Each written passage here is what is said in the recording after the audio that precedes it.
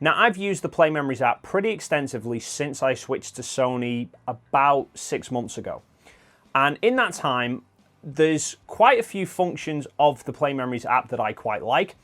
There's a few bugs that I have found with it that I think Sony need to address. There's also a few areas that I found a little bit disappointing and a few functions that I think are missing from the app that I think Sony should consider including. My first issues straight off the bat are just getting your phone to connect to the camera in the first place. In principle, it's pretty straightforward. In the camera, there's a menu option called Control with Smartphone. You click on that, it brings up a QR code.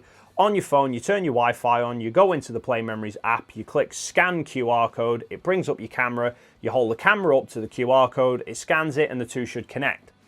After the first time you've done that, although you can scan the QR code every time, there is a shortcut button that it remembers the camera and you can just click that and it connects straight back to the camera.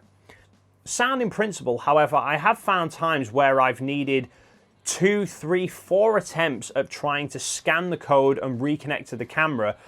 In a few extreme cases, it's even need the camera being switched off and on and the phone being dropped into flight mode and back again and then trying to reconnect.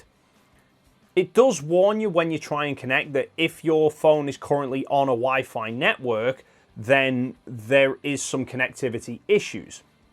However, that's a bit of a bizarre situation to have because the moment you turn the Wi-Fi on in your phone, if you're in a room or a building that you've connected to the Wi-Fi before, your phone is naturally going to connect back up to it anyway.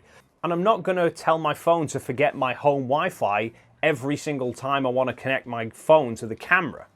Sometimes it'll connect without a problem, other times it takes numerous attempts. And I've also had it where even if I'm out in the wilderness miles away from any Wi-Fi signal, it still sometimes fails to connect up straight away.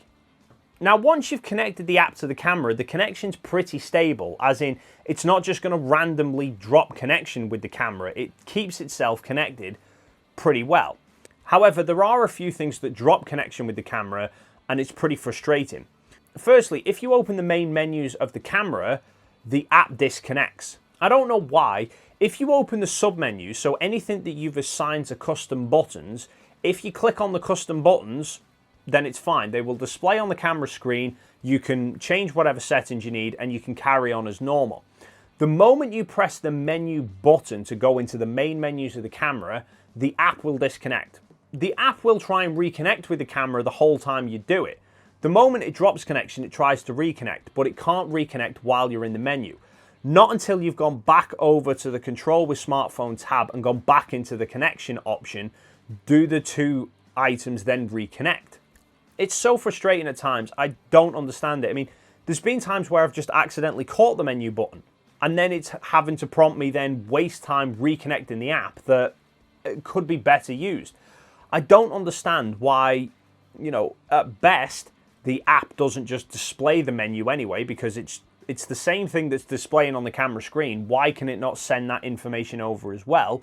Or, as a worst case scenario, just have the app drop into a sleep mode until you've finished on the menu. So if you open the menu, just make the app screen go black. It keeps connected, but it just doesn't display anything until you've backed out the menu. And then if you close the app as well, so if you back out of the app, it disconnects. And that's going to present me a big problem shortly. But once you manage to get the app connected to the camera, it opens up two main functions.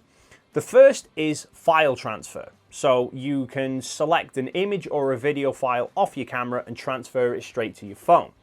Now this is handy if you shoot something that you want to kind of share with people straight away. You don't want to wait till you get back to your computer and edit it all up.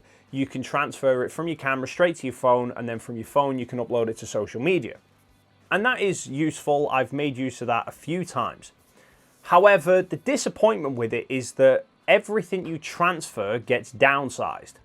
If you ask it to transfer a file, bearing in mind the original file is 24 megapixels, which is 6000 by 4000 resolution, the file that arrives in your phone is only 1660 by 1080, which is about 1.7 meg, which is a little bit of a bummer. Granted, if you're just uploading that file straight to social media, it's not really the end of the world because, if you're sharing it to likes of Facebook or Instagram, it's going to compress it anyway. Where it is a bit of a kicker, however, is if you were planning on cropping the file down.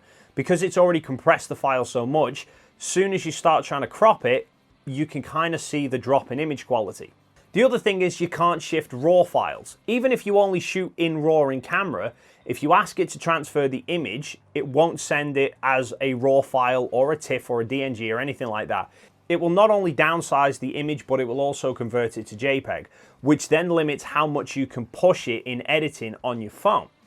Now, I can kind of understand it if it was you were using the app to control the camera and it's sending a preview file, then I can understand why it's a downsampled image.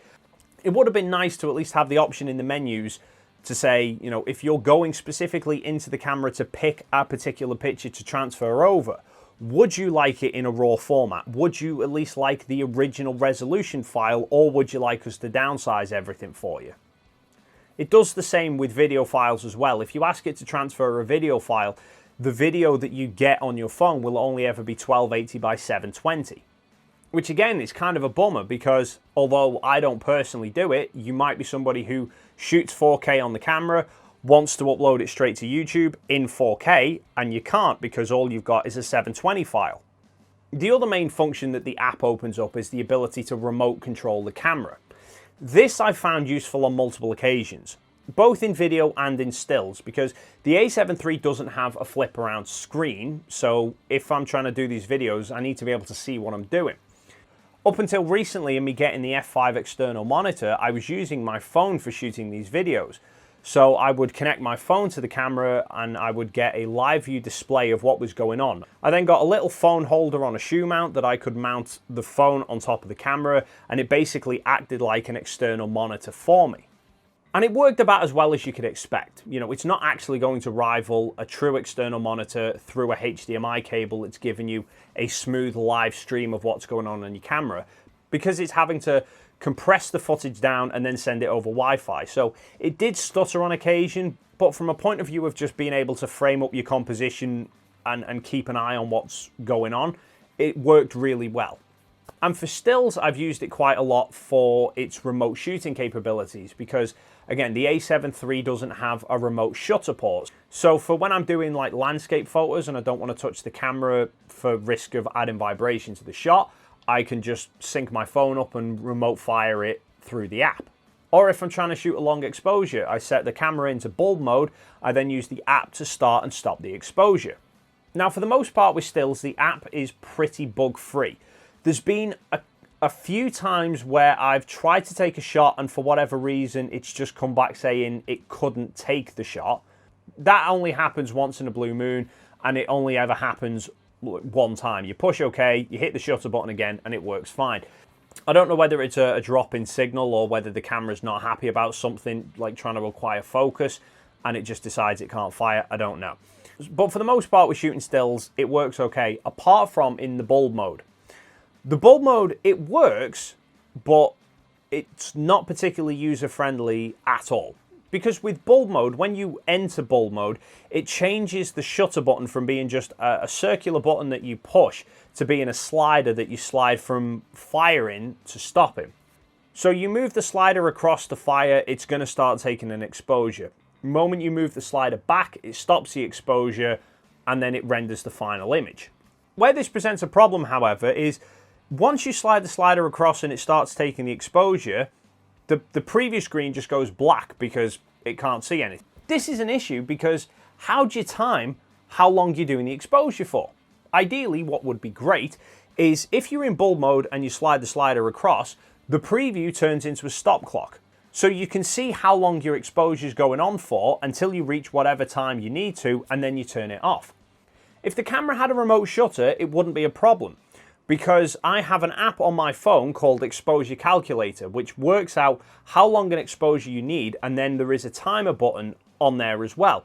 So you just hit the timer button when you flick the remote shutter, and then when the timer buzzes, you flick it back off. Except with the PlayMemories app, I can't access the Exposure Calculator because the moment I back out of the PlayMemories app, it disconnects from my camera. And while my phone supports a split screen mode, the PlayMemories app doesn't. So it's not even like I can split the screen and have the PlayMemories app and the clock running as well. Now, so that means that I either have to carry a separate stopwatch around with me at all times in case I want to do a long exposure, or I have to eyeball it using the second hand on my watch. But the problem with that is that sometimes I'm doing exposures that might be 5 minutes or longer, and trying to have to keep a constant watch on which minute you're up to can be really taxing sometimes. So the three things that I would like to see Sony fix with the PlayMemories app. 1, going into the camera menu doesn't drop connection. 2, you at least have the option in the menu of transferring the full resolution files if you want to. At the end of the day, it's your data to burn through, not theirs. And 3, a timer in bulb mode so that you can see from the app how long the picture's been taken for. But those are my 3 things that I would like to see changed. What about you? Have you used the PlayMemories app? What have your experiences with it been? And if you could change anything about it, what would it be? Leave your thoughts and comments in the box down below. Thank you so much for stopping by, and hopefully I will see you in the next video.